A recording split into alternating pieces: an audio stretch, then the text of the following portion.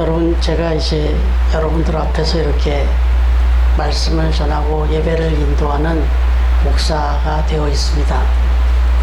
그러나 제가 태어나면서부터 목회자는 아니었단 말이죠. 하나님의 때가 있어서 하나님의 뜻대로 그렇게 부르심을 받고 이제 이렇게 목회자가 돼서 여러분들 앞에서 예배를 인도하고 말씀을 전하는 목회자가 되어 있습니다. 바꿔 말하면 제가 어느 날인가 교회를 다니게 됐고, 그리고 또 신학교를 가게 됐고, 그리고 또 안수를 받고, 그렇게 지금 목회자가 되어 있습니다. 제가 언제부터 어떻게 교회를 다니게 됐는지는 제가 사석에서도 몇 번 말씀을 드려서 다 기억하실 거예요. 그 지난 주에도 제가 말씀을 한번 드렸지 않습니까? 어떻게 그렇게 어렸을 때 교회를 싫어했고, 또 그 알량한 판단력으로 교회를 안 좋은 곳으로 생각도 해본 적도 있고, 그런 가운데서도 여름 성경학교라는 곳을 또 가봤다고 말씀드렸잖아요. 그리고 또 중학교 2학년 때는 담임 선생님이 장로님이셔. 그래서 그분이 지금 알아보니까 지금 알게 된 거지만 그게 간증 집회였는데 거기도 가보고, 또 고등학교 2학년 때도 또 어떻게 담임 선생님이 장로님이셔가지고 제 진로를 특별히 또 이렇게 가이드를 하신다고, 뭐 한 번은 뭐 경마장 기수도 한번 권해주시기도 하고, 또 뭐 여러 가지 일이 있었단 말씀 드렸죠. 그런데 가장 결정적인 거는 그렇게 해서 결국 제가 고3 때부터, 고2 겨울방학부터 그래서 고3 때부터 교회를 이제 다니기 시작했다. 근데 그 다니게 된 이유가 이미 아시는 대로 제가 좋아하는 축구를 통해서 친구가 저를 교회에서 예배 끝나면 맨날 축구한다.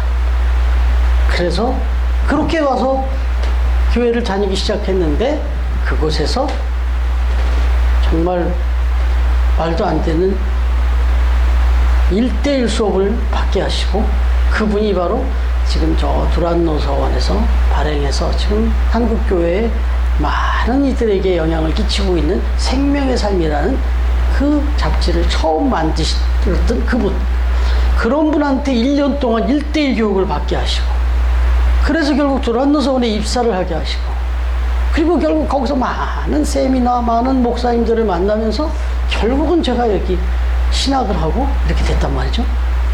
이거를 지금 간략하게 정리해봐도 이건 시나리오예요. 이건 하나님의 시나리오였습니다. 예. 그런 의미에서 한번 여쭤볼게요. 우리 박미희 집사님은 교회를 언제, 어떻게 나오게 되셨어요? 교회를 언제부터? 어렸을 때 네. 여름 성경학교. 여름 성경학교. 네. 그 여름 성경학교는 친구 때문에 갔어요? 좀 기억이 안 나는데 그냥 아무튼 학교에서 여름 성경학교. 한 학교에서 거기를 가시게 된 거예요? 그게 첫 스타트예요? 그 후로 계속 교회를 다녔어요? 그럼 중간에 또 좀 방학도 있으시고 그러다가 다시 또 교회를 나오셔야 됐군요. 그 다시 나오게 될 때는 또 어떤 계기로 나오셨어요? 마음이 안 좋을 때 나와요. 네, 그때 또 어느 교회를 가시게 된 거예요? 가까운 교회? 그때는 할미교회를 은혜교회 다녔었는데 네. 할미교회가 그 새로남의 그 모체. 네. 알게 돼가지고 네. 그렇게 해서 또 거기 가시게 되고, 그때부터는 신앙생활을 지금까지 계속 쭉. 네. 한 분만 더 여쭤볼까요? 우리 성명희 집사님, 교회를 처음 어떻게 다니시게 되셨어요?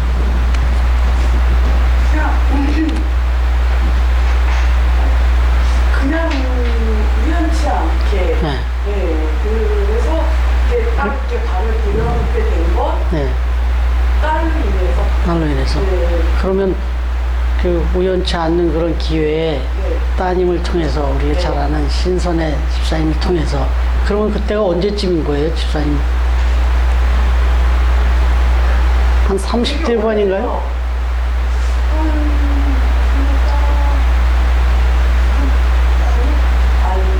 집사님 나이가 언제쯤이신데? 제가 한 30, 그쯤에 30대쯤에 그쯤에 그러니까 처음에 출근할 때니까 네. 30대 중반 정도에. 네. 네. 안 좋으니까 힘들어서 힘들고 막 어려울 때 네, 그때 이렇게 또 따님을 통해서 이렇게 네. 교회를 네. 인도받고 네. 뭐 다 여쭙고 싶지만 다양한 사례들이 있단 말이죠. 다 달라요. 면 교회를 이렇게 다니게 된 게 따님 때문에, 저는 친구 때문에, 또 우리 집사님도 또 어렸을 때 그 주일학교를 그다음에 또 이제 이 교회를 다니게 됐는데, 어찌됐든 하나 분명히 우리가 생각할 수 있는 것은 각각의 다른 사유들로 이렇게 왔는데 성경은 그게 하나님의 초청이었다, 하나님의 부르심이었다, 이렇게 말합니다.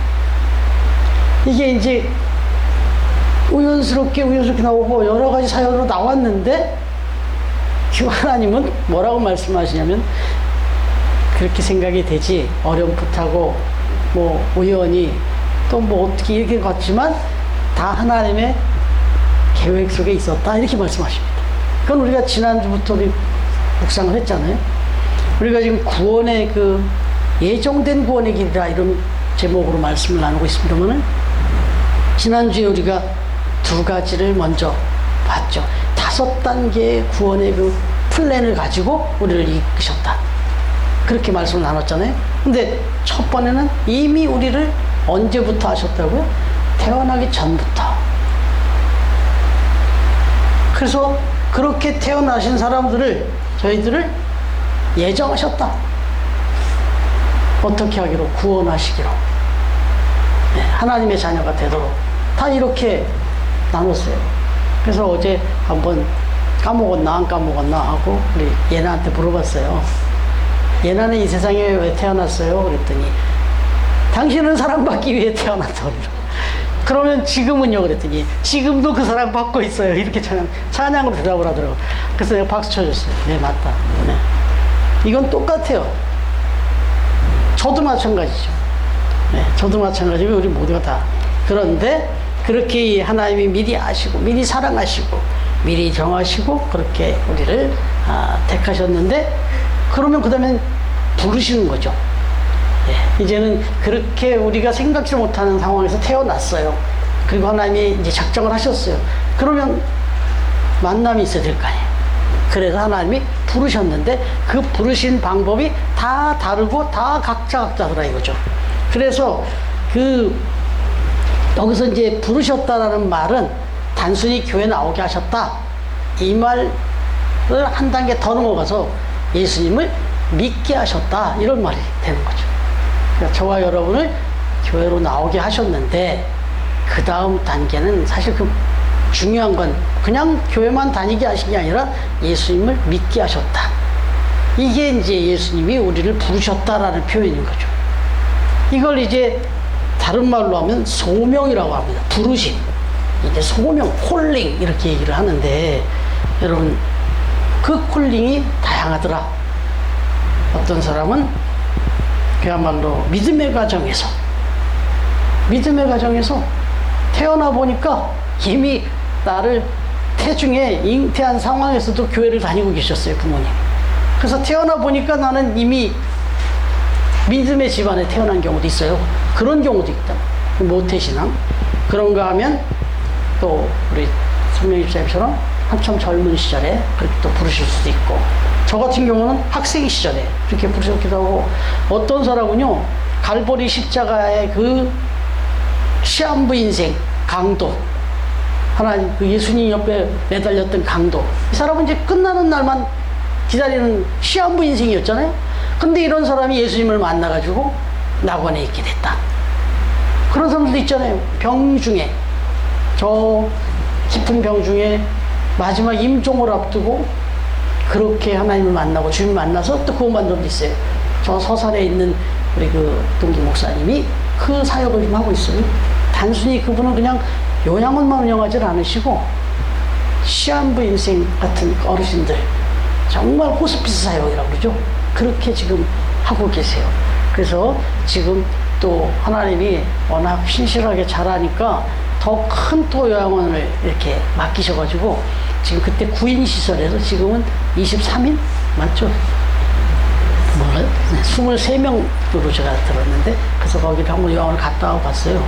보니까 아주 정말 신실하게 이제 또 많은 직원들을 두고 그렇게 또 하는 걸 봤어요. 그런 데서 이제 하나님을 만나는 분들이 제법 나옵니다. 그런가 하면은 사도 바울처럼 어떤 극적인 사건을 통해서 정말 하나님을 알지 못하고 그렇게 막 살아가던 중에 어떤 사건, 인생의 어떤 문제들을 경험하면서 극적인 그런 문제를 부딪히면서 또 쉬운 표현으로 뭐 사업에 망한다든지 갑자기 중병이 걸린다든지 어떤 일이 벌어지면서 하나님을 만나게 되는, 그래서 병원에 또 변동하러 다니는 그 사역자들 많이 있잖아요. 어찌됐든 이렇게 되는 경우, 그 다음에 또 아주 젠틀한 경우 있어요. 디모데 같이 그냥 어려서부터 아주 하나하나 차분히 주님을 만나간 그렇게 아주 또 FM 케이스도 있어요. 중요한 것은 이 성경에서 이런 모든 이야기를 통해서 하시는 말씀이 오늘 말씀처럼 미리 정하신 그들을 또한 부르시고라고 했잖아요. 네. 이 말은 교회를 다니게 하시고 예수 믿게 하시고라는 말. 근데 그게 다 오늘 말씀처럼 각자의 여러 가지 사연들이 있었지만 지난주에 이어서 또 한번 확실하게 해드리고 싶은 하나님의 부르심이 있었습니다. 그때 나는 하나님을 제대로 알지도 못했고 또 하나님을 찾을 상황이 아니었을 수도 있는데 어찌됐든 아니면 또 어떤 상황을 통해서 하나님이 저와 여러분을 부르셨다라고 하는 것만큼은 확실하다. 그건 다 똑같다. 그 얘기를 오늘 성경은 말씀하십니다. 저와 여러분을 구원하시려고 사실은 하나님이 다 계획하시고 부르신 거였다. 이 얘기를 합니다. 여러분 이게 이제 소명인데 이건 일반적인 소명이에요. 일반적으로 모든 믿는 사람들이 다 그래요. 그런데 이제 여기서 특수 소명, 말대로 아주 퍼스널한 그런 콜링이 있다. 아주 개인적으로 또 하나님이 부르시는 소명이 있다. 그거는 이제 이 일반적인 소명 이후에 벌어지는 거예요. 그거는 아직 이렇게 이루어진 사람도 있고 아직 이런 부르심을 못 받은 사람도 있고 그래요. 어떤 사람이냐, 어떤 부르심이냐. 저는 이제 교회를 나오는 이유가 그냥 쉽게 표현하면 받으려고 나왔단 말이에요. 은혜도 받고, 우리 은혜 많이 받았습니다 많이 하잖아요. 은혜도 받고 말씀도 받고 또 사랑도 받기 위해서 오는 거예요. 우리 예나라 리나는 사실 교회에 나오면서 사랑받기 위해서 나왔어요. 네, 우리가 얼마나 많이 사랑해 줍니까? 그죠? 예나와 리나가 우리를 사랑해 주기보다는 그래도 우리가 예나와 리나를 사랑해 주는 게 많잖아요. 맞죠? 맞죠? 네. 잘 모르겠어요? 네. 어찌됐든 사랑받기 위해서, 그래도 우리 신앙생활하는 어르신들조차도 사랑받고 싶어서 나오는 분들이 있어요. 사랑받기 위해서, 은혜 받기 위해서, 또 믿음의 어떤 기도를 했는데 응답받기 위해서 그렇게 교회를 나오는 거예요. 그런데 하나님께서 이제 개인적인 소명 콜링을 이렇게 터치하시기 시작하면 그때부터는 드리러 나옵니다. 예물도 드리러, 또 내가 사랑도 베풀러, 헌신도 베풀러, 이러고 나오기 시작하는 거예요. 이제 그러면 교회가 이제 내가 나와서 내가 할 게 있는 게 뭔가, 오늘 내가 교회 가서 뭐를 또 섬길까, 이런 생각하고 나오는 거예요. 이제 은혜 받으러 나오는 그거의 단계를 넘어가서 이 개인적인 소명입니다. 그때부터는 내 역할을 생각하면서 나오는 거예요. 이제 그래서 사실은 2단계까지 가기에 제일 좋은 교회는 작은 교회예요. 그렇잖아요. 작은 교회는 가면 내가 할 일이 있어. 다 누구든지 있습니다. 내가 할 일이. 큰 교회는 아무래도 가서 그냥 받기만 하고 오면 되잖아요. 그죠? 그런데 작은 교회는 내가 가면 내가 뭔가를 해야 돼. 뭔가를 드려야 되고. 근데 이게 어쩔 수 없어서가 아니라 이 소명은 내가 뭔가를 할 걸 계속 찾는 겁니다. 그러면서 내가 뭔가를 드리고 싶은 거예요. 내가 뭔가를 하고 싶은 거예요. 계속 헌신하고 싶고, 희생하고 싶고, 봉사하고 싶고, 드리고 싶고, 이렇게 되는, 이게 이제 개인적인 소명이다. 이것도 하나님이 주시는 마음이라는 겁니다. 네. 하나님은 항상 이 마음을 준비하고 계시고 주십니다. 우리가 그걸 어느 때 이제 받기 시작하는 거죠. 그렇게 이걸 뭐라고 하냐면 지금 부르시고라는 뜻입니다. 사실 그렇잖아요. 내가 누구를 부른다는 얘기는 뭘 맡기려고 부르는 거잖아요. 그죠? 예. 그 다음에 오늘 네 번째 단계가 뭐예요? 칭의, 의롭다 하신다. 의롭다. 로마서 8장 1절에 보면요. 제가 읽을게요. 그러므로 이제 그리스도 예수 안에 있는 자에게는 결코 정죄함이 없나니, 이런 말씀이 있었습니다. 정죄함이 없다. 여기서 이 말을 하고 의롭다 하신다. 이 말은 뭐냐면 정죄, 의롭다 하심, 이런 것들은 사실은 여기 이 헬라어를 들어가 봐도 법정 용어예요. 법정에서 하는 용어입니다. 판사가 딱땅땅 때려줄 때 하는 용어예요. 이게 당신은 죄가 없습니다 하고 무죄입니다라고 딱 판정해주는 용어, 이게 정죄함이 없다는 용어예요. 이게 당신은 의인입니다, 당신은 깨끗합니다 하고 딱 판결 내려주는 용어라고요. 이게 지금 이게 법정 용어예요. 그런데 하나님은 공적으로 저와 여러분을 딱 인정해 줬다는 겁니다. 당신들은 이제 더 이상 죄인이 아닙니다. 죄를 벗은 거예요. 그리고는 당신들은 의인입니다 라고 인정을 해 주셨어요. 그러니까 미리 아시고 또 정하시고 사랑하시고 부르셔서 사명도 맡기고 그 다음에 임명장도 주는 겁니다. 이 단계가 쫙 있어요. 그러니까 임명장을 주는데 더 이상 당신들은 죄인이 아니다, 이렇게 임명장을 주더라. 여러분 한번 생각해 보세요. 정말 우리 스스로 양심의 질문해 보면 우리가 죄가 없습니까? 딱 예수님이 우리를 교회를 불러서 우리가 교회에 와가지고 예수님을 딱 믿게 된 다음부터 우린 그 순간에 진짜 죄가 하나도 없어졌습니까? 죄인이 아닙니까 우리가? 아니잖아요. 근데 인정해버렸어요. 네? 인정해버렸어요. 그냥. 그리고는 우리는 깨끗하대요. 우린 죄가 없대요. 이게 고민되는 얘기예요, 사실은. 그런데 이 부분은 그 다음 단계로 넘어가서 이어집니다. 그 다음이 뭐라고 그래요? 영화롭게 하신다고 그러죠. 영화롭게 어떻게 하실 거라고 그래요? 하셨대요, 이미. 아니, 우리가 뭘 한 게 있는데 영화롭게 됐어요, 우리가? 여러분, 이거 사실 이 영화롭게 했다는 말은 다른 말로 하면 이제 하나님의 잃어버린, 하나님을 닮은 형상으로 우리를 지었는데 그 형상을 우리가 많이 잃어버렸는데, 영화롭게 하셨다는 얘기는 이제는 우리가 하나님의 형상을 회복해 됐다, 그런 말씀이거든요. 근데 진짜 우리가 하나님의 형상을 완전히 회복했냐? 아니잖아요, 지금 아직도. 근데 이게 이제 예수님의 마음인데요. 어떻게 이런 얘기를 할 수 있느냐면, 요한복음 17장을 이렇게 보시면, 우리가 이미 요한복음을 묵상을 다 했는데 그 17장을 보면 길게 예수님이 기도하는 내용이 나옵니다. 그걸 이제 대제사장의 기도다, 이런 표현을 하는데, 거기 보면요 제자들이 둘러서 있습니다. 근데 하나님께 손을 들고 눈을 높여 기도합니다, 예수님이. 근데 뭐라고 기도하냐면, 하나님, 저들은 하나님께 온전히 영광을 돌리고 있습니다. 저들은 하나님의 말씀을 한 절도 어김없이 다 지켰나이다. 그래서 나의 영광이 되고 하나님의 영광이 되고 있습니다 라고 이렇게 기도를 해요. 근데 그때 예수님의 제자들의 모습은 많이 찔렸을 거예요. 아니거든요. 막 여러 생각을 많이 하면서 예수님을 따라다녔거든요. 그 중에 가룟 유다도 있고, 네?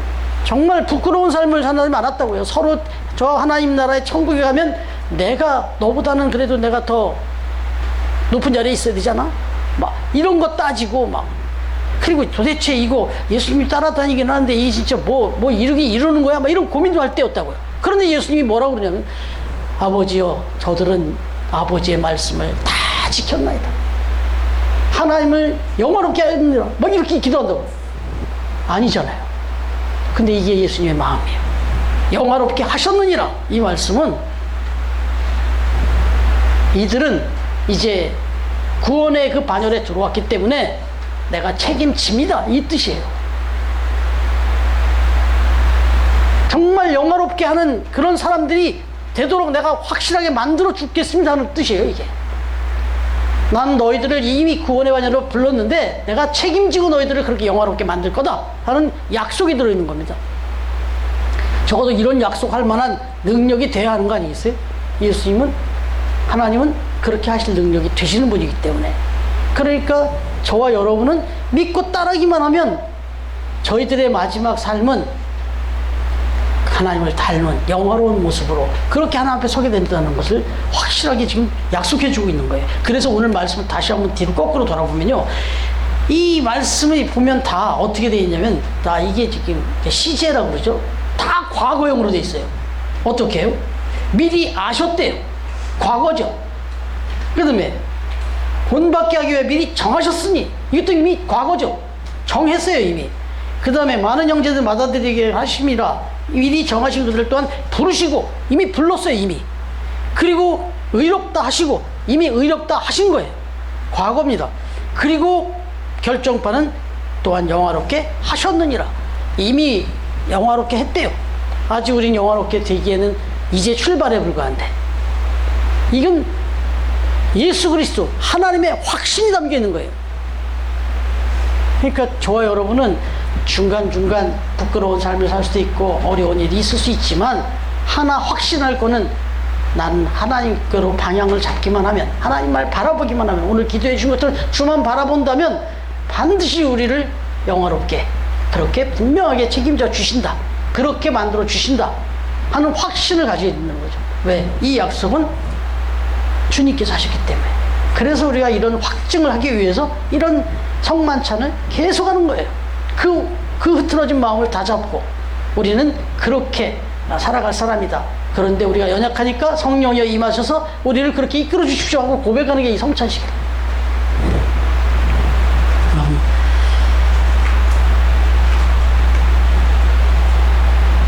중요한 것은 이 확신의 말씀을 들려주시면서 우리에게 하시는 말씀은, 그러니까 너희들은 영화롭게 살아야 된다, 이 말이 들어있는 거예요.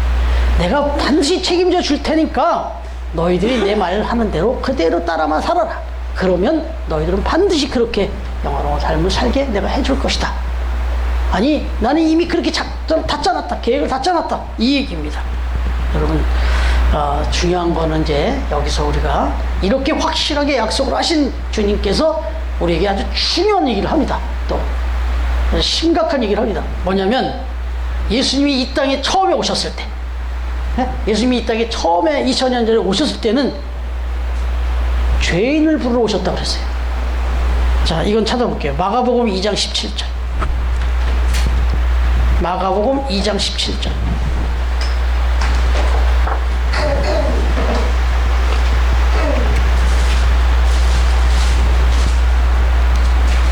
마가복음 2장 17절 찾으신 분들 같이 한번 읽겠습니다. 시작.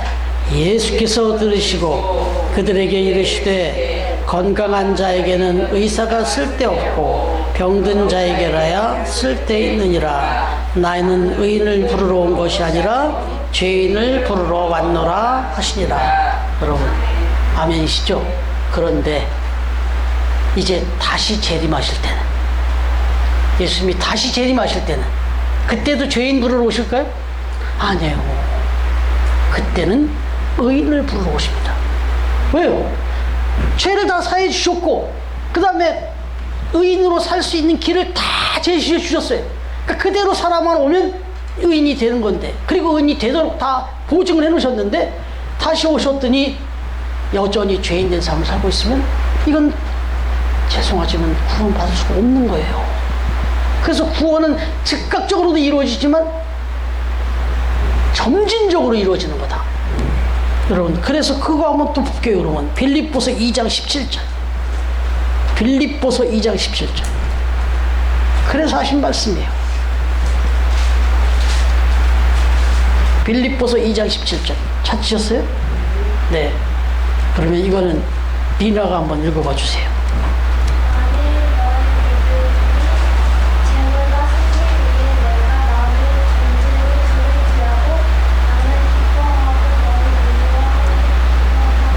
빌립보서 맞아요? 네. 2장 12절? 2장 17절. 아, 12절이네. 제가 잘못 불러드렸네. 예. 빌립보서 2장 12절. 네.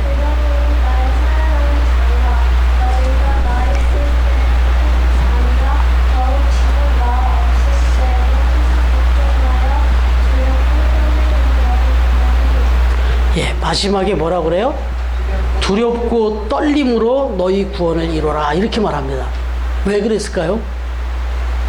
죄인 부르러 왔으면 다시 오실 때 죄인 부르러 오시는 거면 뭘 두렵고 떨어요. 그냥 죄인 된 상태로 구원해 주실 텐데.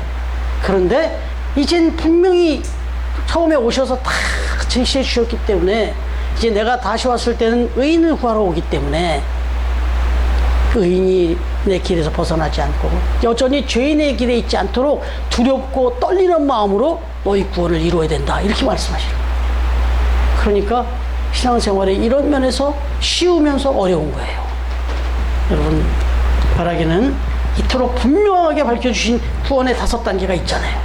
확신을 가지시고 그 확신의 길을 걸어가시면서 나의 부족함, 연약함 여기에 고민하지 마시고 갈등하지 마시고 다만 두렵고 떨리는 마음으로 이것을 하나하나 주님을 앞에 따라가면서 말씀을 따라가면서 구원함을 이미 받은 자답게, 받을 자답게가 아니라 이미 구원을 받은 자답게, 의인답게 그렇게 생활하면서 살아가는 그런 저와 여러분 되어줄 수 있기를 우리의 확실하고도 영원한 구원자가 되시는 예수 그리스도의 이름으로 축원합니다.